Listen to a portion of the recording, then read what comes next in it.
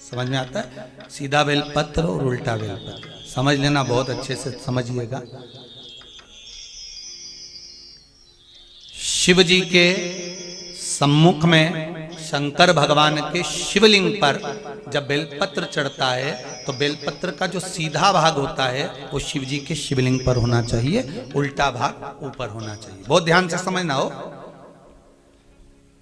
जब नंदीश्वर को बेलपत्र चढ़ाते हो, नंदी जो बाहर होता है उसको बेलपत्र चढ़ाते हो, तो नंदी को दो जगह बेलपत्र चढ़ती है, आपको ध्यान में होगा। पहली बेलपत्र नंदी को जब चढ़ती है तो नंदी के सामने चढ़ती है, तो उसका बेलपत्री का जो डंडी का मुख है वो नंदी की ओर होता है और बेलपत्री की पत्ती का मुख शंकर जी की ओर होता है। समझ में आ रहा है सबको? डंडी का मुख, जैसे नंदी ऐसे बैठा है तो डंडी का मुख नंदी की ओर होगा, पत्ती का मुख शिव के, और ये सीधी की सीधी नंदी के सामने नीचे रखा जाती है, नंदी के सम्मुख। और एक बेलपत्र जब नंदी के ऊपर चढ़ती है तो डंडी का मुख शिव जी के ऊपर होता है और इस पत्ती का मुख नंदी के सिर पर नंदी की ओर होता है। ये दोनों में बहुत अंतर है महाराज।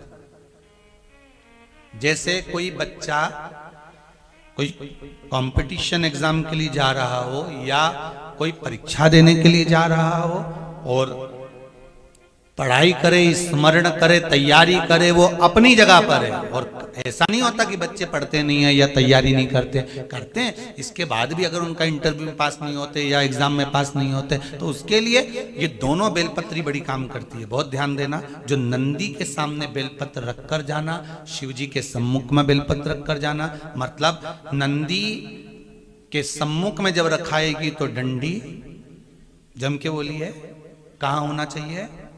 नंदी की ओर। और जब ऊपर रखाएगी तो डंडी शिव की ओर हो। ये दो बेलपत्र रखकर शिव जी का स्मरण कर कर जाएं, कार्य सफलता की ओर बढ़ता है। कोई काम के लिए आप जा रहे हैं तो उसमें सफलता मिल जाती है, उसमें सफलता प्राप्त हो। शिव जी को बेलपत्र चढ़ा रहे हो, जो चिकना भाग है, सीधा भाग शिव जी के ऊपर, शंकर भगवान के ऊपर। थाली में अगर शिवलिंग का निर्माण कर रहे हो, पार्थिव शिवलिंग का निर्माण कर रहे हो, तो थाली में जब बेलपत्र रखोगे तो सीधी रखोगे, फिर उसके ऊपर शिवलिंग का निर्माण करो। अगर आप निर्माण करते हैं पार्थिव शिवलिंग का और बनाते हैं बेलपत्र का नीचे